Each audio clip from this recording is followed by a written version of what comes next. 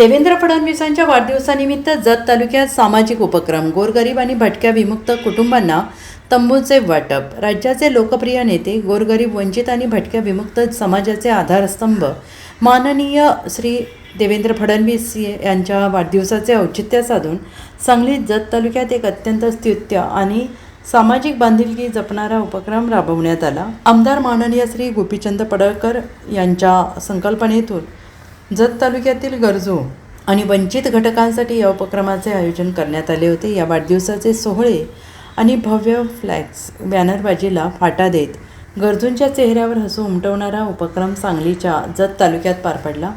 उघड्यावर ऊन पावसात आणि तात्पुरत्या पालामध्ये दिवस काढणाऱ्या कुटुंबांना या उपक्रमामुळे एक सुरक्षित हक्काचा निवारा मिळालेला आहे. आमदार गोपीचंद पडळकर यांच्या संकल्पनेतून राबवलेल्या या उपक्रमामुळे गरजवंतांच्या चेहऱ्यावर उमटलेले समाधान आणि आनंद हाच या उपक्रमाचा खरा उद्देश आणि देवेंद्रजींच्या वाढदिवसाचा सर्वोत्तम उत्सव ठरलेला आहे.